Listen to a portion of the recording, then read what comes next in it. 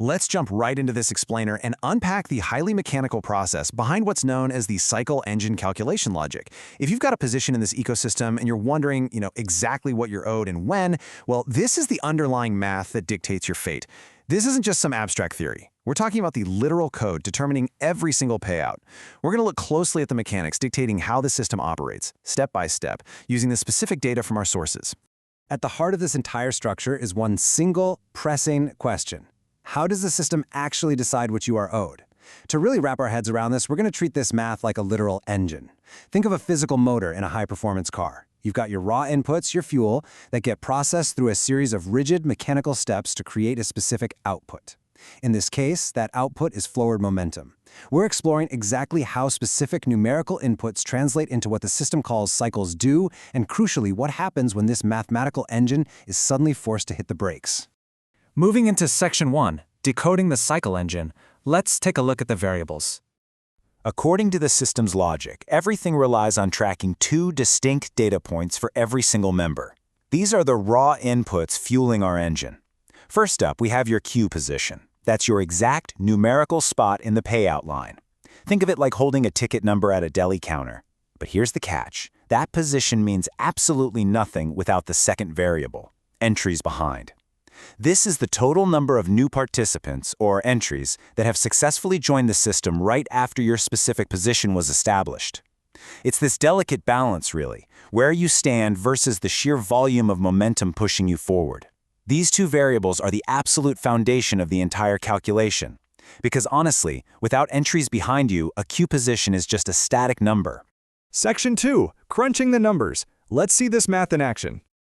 Let's look at the exact math at work here, straight from the source data. When we feed our variables into the engine, the results initially look incredibly clean. Look at row 2. It shows a very straightforward relationship.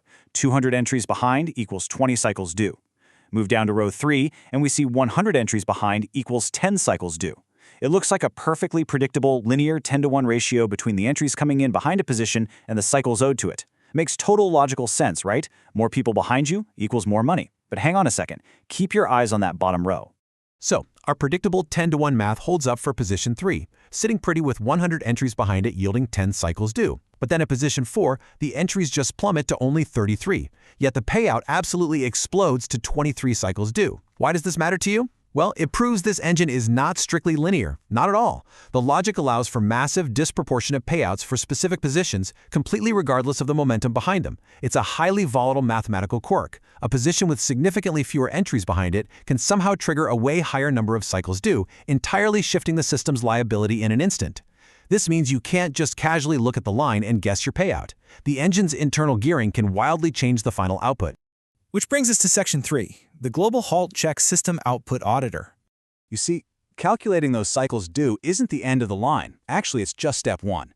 After the initial calculation is finished, the system steps in as an impartial, automated auditor. Think of step 2 like a mathematical bouncer at a really exclusive club. The engine takes the total number of cycles due that it just calculated in step 1 and immediately checks it against a metric called max cycles possible. It is literally checking the mathematical promise it just made against the actual physical reality of the vault before letting a single cent out the door in step 3. Bottom line, if the math doesn't clear the bouncer, nothing moves.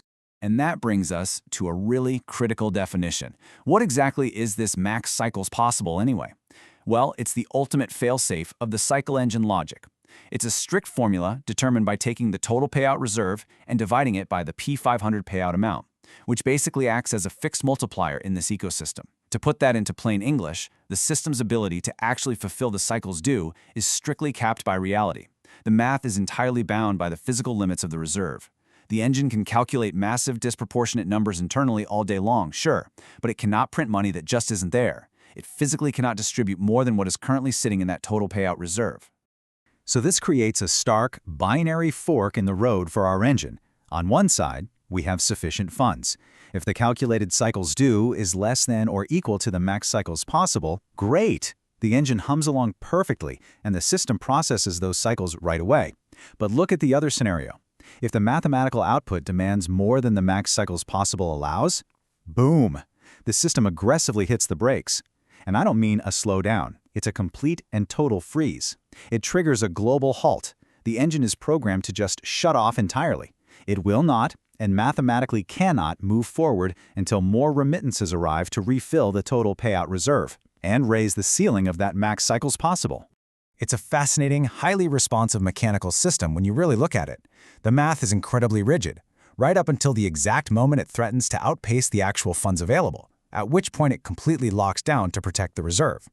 But mapping out this cycle engine calculation logic leaves us with one final, absolutely essential question to ponder.